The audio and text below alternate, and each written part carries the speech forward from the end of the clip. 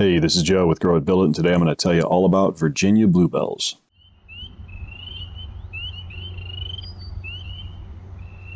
Like most viewers of this channel, I get excited at the signs of spring. When I hear the spring peepers making their distinctive chirping, I know that my spring flowers will soon be waking up.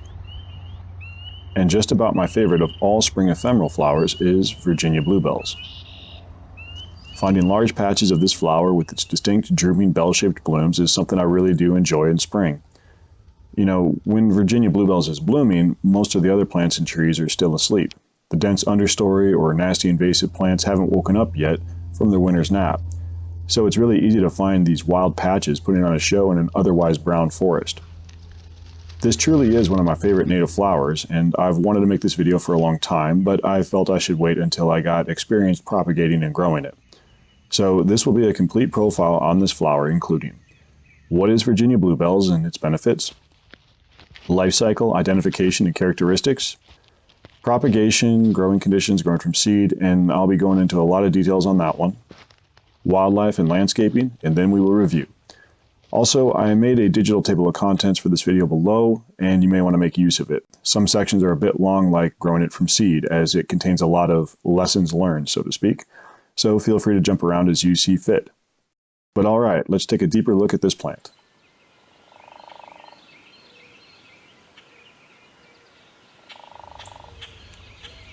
So what is Virginia bluebells? Well, it is a herbaceous perennial wildflower native to eastern North America. Scientifically, it's known as Mertensia virginica, and this spring flower will give your yard a splash of pink, blue, and purple as the blooms open and fade. Growing up to 2 feet tall in full sun, this plant attracts many pollinators. Virginia bluebell's primary native range is central to eastern North America, from the Missouri River to the Atlantic Ocean, and from southern Canada to North Alabama. Now, if you happen to be in other parts of North America than where it's native, and you're saying to yourself, hey, I think I've seen this one before, well, this specific species I'm covering is native to eastern North America, but there are about 20 other species of the same genus native to North America that are related, and they do look similar. So if you're not in the Midwest or East Coast, you've probably got one of these others. And I do have a general guide at my website that provides a solid overview of the most common types you're likely to encounter. So Google Bluebells, Grow It, Build It, and you can find that guide and see which one you have. It's got the distribution, growing conditions, ID stuff, and it's just a good resource. And I will say, though, that the seed propagation that I'm going to cover in this video should apply to the other species, so it would be helpful. But okay, let's cover the benefits. So the primary benefits of Virginia bluebells is its beauty, long bloom time in early spring, and while much of the ecosystem is, dormant, this pops up and is putting on a showy display. In addition to that, its awakening and blooming coincides with many of our native pollinators, as it is a nectar and pollen source. Really probably the best benefit of the Virginia bluebells, it jumps up early and puts on a show, so it's showy for our yards and all that. But it also feeds native pollinators, whereas other spring bulbs that people normally buy, like daffodils or tulips, which are exotic, they don't really feed pollinators at all. So this has a pretty big benefit, and it'd be great if more people incorporated it into their yards. Okay, so I'm going to cover the identification characteristics and show you a full year's life cycle at the same time. A mature plant will emerge early in spring, really early for native vegetation. In Zone 6 in Pennsylvania where I live, this is usually March, and it'll look like a few dark purple flowers emerging when it just first starts to poke out. During the next couple of weeks, the stalk will quickly rise and leaves form. The stalk is round, light green and smooth, and pretty soft to the touch. Leaves are alternating up the stalk. The leaves are rather large, up to 6 to 7 inches long by half as wide, and they have an ovate, oval, or oblong shape with smooth margins. You can often spot these plants early because of the emerging leaves, if nothing else. I mean, they're fairly unique. About 3 weeks after emerging, buds will develop and the leaves will be formed. The blooming will commence and last for 3 to 4 weeks usually for an individual plant. So you'll have dense clusters of drooping or nodding flowers. And the individual flowers, they're bell-shaped. They begin as pink before they open, changing to lavender and then blue. So although the blooming period for an individual plant's about a month, the start time of this depends on the conditions. So you can actually have an overall longing bloom period if you have a large patch of plants. It can go like 6 weeks or so. After the flowers drop, small nutlets containing a few seeds will begin to form where the flowers were. And about 3 weeks after that, they will begin to ripen up and then the entire plant is going to turn yellow and go dormant, and it's just going to fall down. And about 3 weeks after it falls down, everything will be decomposed, and there will be no trace of this plant above the surface of the soil. By midsummer, you would not even know this plant was even there. So if you guys are liking this video, a really easy way to help me out is to just click the like button. I will greatly appreciate it if you do so. And if you're interested about this flower, this entire video does exist as an article at my website at growitbuildit.com. Just Google Virginia Bluebells, Grow It Build It, and you will find it in no time. And just save it as a quick reference for later on. Okay, so for growing conditions. Officially, the best sunlight conditions are part sun to part shade with moist to medium moist soil that drains well. And you will most often encounter this plant in the wild along the edge of the forest or an open forest, where soil has some organic matter and can drain, but they never totally dry out. And usually that coincides with a bit of shade. But I can tell you that I have successfully grown this myself and observed it growing well also in full sun as long as the soil does not completely dry out. And considering that it's mostly a springtime plant, the soil often has enough moisture. Giving it a bit of afternoon shade would probably be a safe bet for landscaping. In my experience, this plant is fairly adaptable. I'm going to begin talking about saving seed and growing from seed here and propagation in general. And this section will be a bit longer than normal as there's a few key lessons learned that I think you should know in order to be successful growing this plant. So if you don't want to hear that, just skip ahead using the digital table of contents. How to save seed. About 3 weeks after blooming, a nutlet will form where the flower once was, and that'll have like 3 or 4 seeds in it. You should begin to check them periodically after the flowers drop just to see when they're ripe. They start to change color to like a brown. But in general, once the plant begins to turn yellow, it will definitely be time to harvest seed. Now, regarding harvesting seed, this is important. Collect the nutlets into a Ziploc bag. They're small and hard. It's kind of what they look like here. Take them home and try to separate the seeds, the small hard seeds, from the chaff.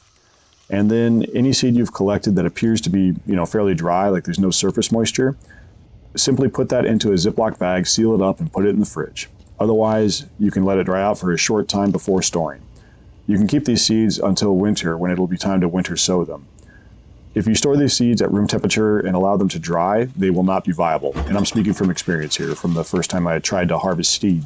Alternatively, you could take these seeds you're taking from the plant and directly plant them if the growing conditions are right. You just need to select a spot that doesn't ever dry out completely, as that may harm the viability of the seed. So, not in a drought-prone location.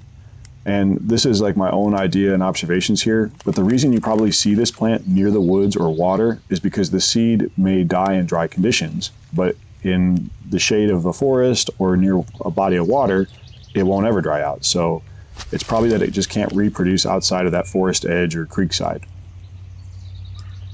Okay, propagation. And I'm going to talk about propagation. I'm going to cover bare roots as well as from seed. And in the video description, you will find links to where you can buy both bare roots and a pack of seed.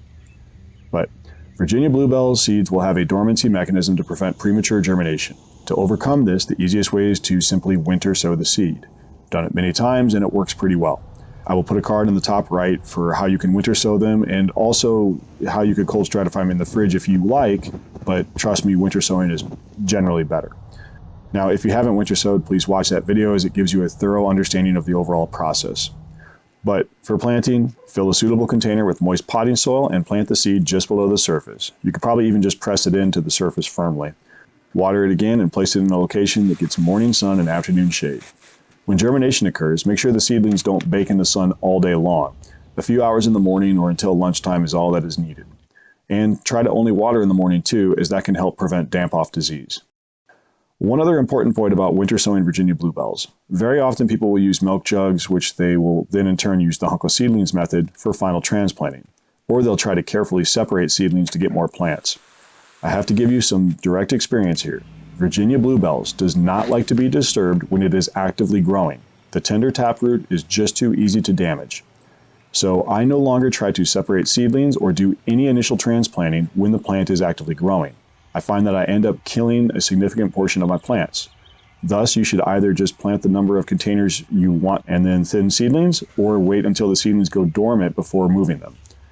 And I have to tell you, seeing how often they die when handled or the root is disturbed, I've come only to transplant them after they've gone dormant. Remember how mature plants go dormant by summer? Well, it's the same with the seedlings. Your seedlings are going to disappear, and you may think that you've killed them, but I assure you that you have not. Just keep them in part sun and shade, and don't let them dry out. My survival rate when transplanting when dormant is pretty much perfect. And this doesn't just apply to the seedlings. I've transplanted and moved some of my mature plants, but I waited until they had gone dormant before doing so. You know, the leaves were yellow and on the ground. I've only done it a couple of times, but it always worked. And there is one other way that you can get this plant, although it isn't always available. But you can sometimes find dormant bare roots for sale, similar to how you buy dahlias or other things like that. This is probably the easiest and most cost-effective way to get a few plants with the least amount of risk and effort. I will have a link to bare roots in the description. But you generally buy bare roots in late winter or very early spring and plant them per the instructions, usually just a couple of inches deep. When it comes to establishing from growing from seed or bare roots, you can expect plants grown from seed to flower in year 2 or 3. And bare roots should bloom in year 2. You know, it just takes a bit of time for them to develop a large rootstock.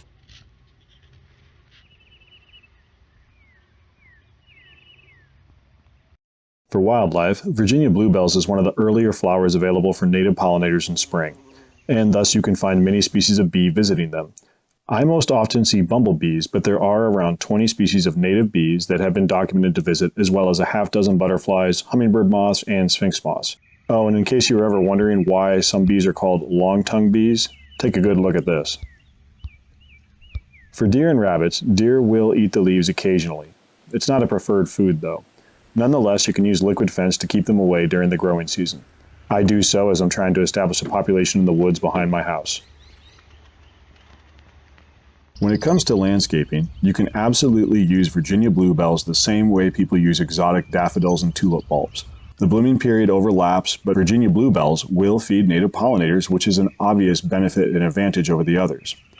I've planted some under this redbud tree as well as a few other locations, as you want to grow them in clusters of 3 to 5 initially. You know, just it's more powerful visually, and it's better for the pollinators.